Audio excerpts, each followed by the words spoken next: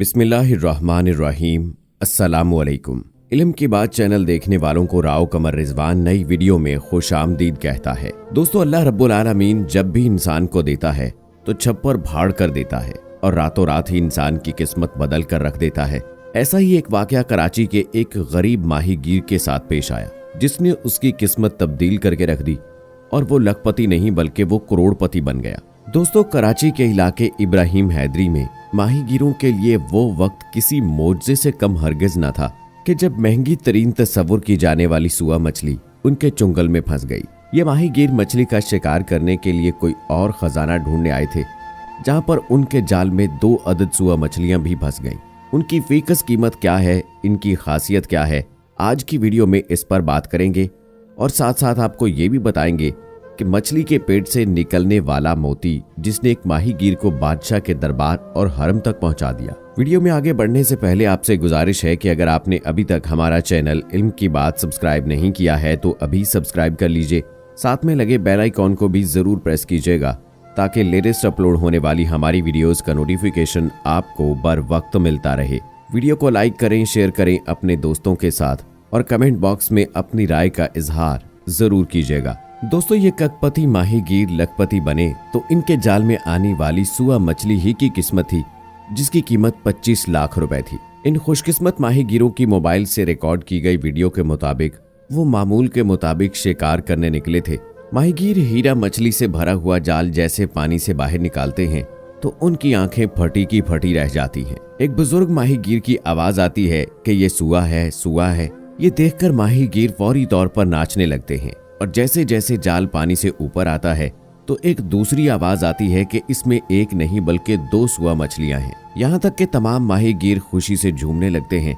इन मछलियों को दूसरी मछलियों से अलग कर दिया जाता है। कराची मैरीन सर्विसेज के मुताबिक एक गोल्डन सुआ मछली की कीमत कम से कम 25 लाख रुपए है। बहुत ज्यादा शिकार होने के बायस ये मछली की नस्ल कम होने लगी है, लिहाजा ये बहुत कीमती शुमार की जाती है। खासतौर पर इसकी चर्बी तिब्बी माहिरीन के हवाले से बड़ी अहम है।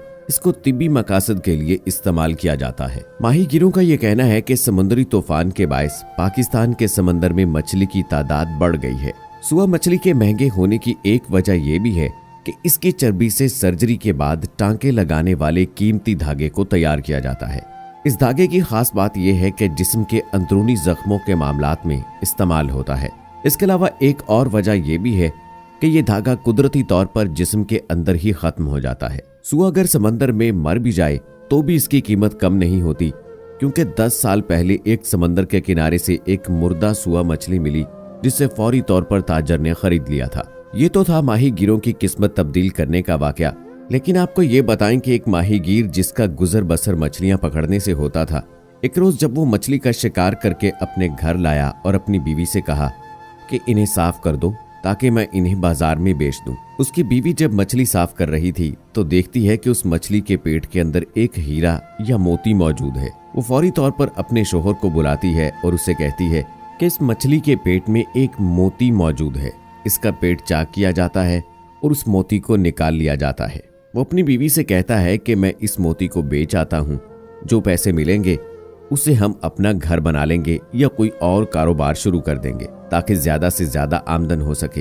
वो फौरी तौर पर मोती को लेकर बाजार जाता है और जब सुनार को दिखाता है तो सुनार कहता है कि भाई बात ऐसे है कि ये मोती इतना कीमती है कि अगर मैं अपनी दुकान में मौजूद तमाम जेवरात, जवाहरात और अपना घर और दुकान भी तुम्हें दे दूं तो भी इस मोती की कीमत अदा नहीं की जा सकती। बेहतर यही है कि तुम इसी शहर के हुक्मरान के पास चले जाओ, वो इसकी कीमत तुम्हें दे सकता है। वो माहीगीर अब बादशाह के महल की तरफ बढ़ता है। बादशाह के दरबार में मोती पेश करता है तो मोती की चमक इतनी होती है कि बादशाह फौरी तौर पर उसी माहीगीर से कहता है कि तुम सरकारी खजाने में चले जाओ और वहां जाकर जो तुम्हारा दिल चाहे तुम वहां से ले सकते हो। तुम्हारे पास 6 घंटे का वक्त है। वो शख्स सोचता है कि मेरी ज्यादा से ज्यादा क्या ख्वाहिश हो सकती है, मैं तो चंद मिनटों में ही अपनी मर्जी की चीजें खजाने लेकर निकल सकता हूँ। लेकिन बादशाह का हुक्म होता है कि उस शख्स को 6 घंटे खजाने में रखा जाए। वो शख्स खजाने में दाखिल होता है तो उसकी आंखें खजाने की चमक से बंद हो जाती हैं। ये देखता है कि खजाने के 3 हिस्से हैं। एक हिस्से में सोने जवाहरात आसमान तक पड़े हैं, दूसरे हिस्से में मखमली बिस्तर और तीसरे हिस्से में ऐसे खाने मौजूद हैं कि जिनके मुतालिक न कभी सोचा न कभी सुना होगा। ये शख्स सोचता है कि पहले कुछ खा लेता हूँ, मेरे पास 6 घंटे हैं, आज इतनी किस्म के खाने मौजूद हैं, दोबारा जिंदगी में नसीब हो या ना हो, लिहाजा कुछ खाने के बाद मेरे पास तवानाई भी होगी तो फिर मैं खजाना इकट्ठा कर लूंगा। अब ये शख्स जब खाना खाना शुरू करता है तो 2 घंटे तक मुसलसल खाता ही रहता है। इसके बाद जब ये खजाना इकट्ठा करने जाने लगता है तो उसकी नजर मखमली बिस्तरों पर पड़ती है।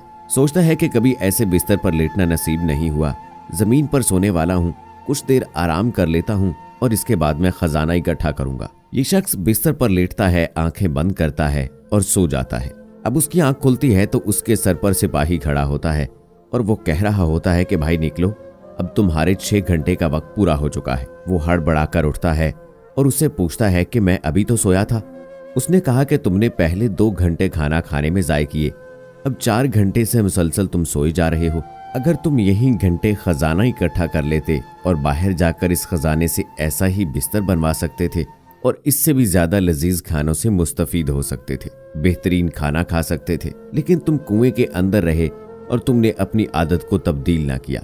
अल्लाह ताला ने तुम्हें मौका दिया लेकिन तुमने वही खाना खाने और चंद लम्हे के आराम को पसंद किया और तुम्हारे सामने जो खजाना मौजूद था तुमने उसको धुतकार दिया। तुम्हारा वक्त पूरा हो चुका है, लिहाजा तुम यहाँ से निकल जाओ। दोस्तों, यहाँ अगर सोच लिया जाए कि वो मौत ही अगर इंसान की रूह हो, अल्लाह रब्बुल आलमीन की जानिब से इंसान को इस दुनिया पर भेजा गया हो कि आदमी उधर जाकर अपने लिए जन्नत कमा ले, मगर वो कमाता है आराम, दुनिया के पीछे दौड़ता है, लेकिन रब्बुल आलमीन के सामने सर झुकाकर इबादत करके जन्नत नहीं कमाता।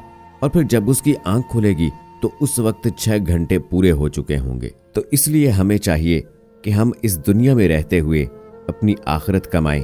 ये 6 घंटे की मिसाल हमारे लिए ऐसे ही है कि अगर हमने अपनी जिंदगी की आसाइशात के लिए और आराम करके वक्त गुजार दिया तो फिर हमारे हाथ कुछ नहीं आएगा, और अगर हमने अपने आप को सुपुर्द कर दिया अल्लाह की ज़ात के और उसके और रसूलुल्लाह सल्लल्लाहु अलैहि वसल्लम के बताए हुए तरीकों पर अमल करते रहे तो ना सिर्फ हमारी इस दुनिया में कामयाबी होगी बल्कि हमारी आखिरत भी संवर जाएगी। तो दोस्तों, इस दुनिया में आने का मकसद पहचानिए, जानिए और उसी मकसद के हसूल के लिए इस दुनिया में अपने आप को कोशां रखिए। आखिर में अल्लाह ताला से दुआ करते हैं कि अल्लाह ताला हमें वैसा बना दे जैसा वो चाहता है। आमीन सुम्मा आमीन। दोस्तों, उम्मीद करते हैं कि हमारी आज की ये वीडियो भी आपको पसंद आई होगी। इस वीडियो की पसंदीदगी के इजहार के लिए इस वीडियो को लाइक करें, शेयर करें अपने दोस्तों के साथ। कमेंट बॉक्स में अपनी राय का इजहार जरूर कीजिएगा। मजीद ऐसी वीडियोस देखने के लिए हमारा चैनल इल्म की बात जरूर सब्सक्राइब कर लें। साथ में लगे बेल आइकॉन को भी जरूर प्रेस कीजिएगा ताकि लेटेस्ट अपलोड होने वाली हमारी वीडियोस का नोटिफिकेशन आपको बर वक्त मिलता रहे। इसी के साथ दोस्तों, मुझे अगली वीडियो तक इजाजत दीजिए। फी अमानिल्लाह।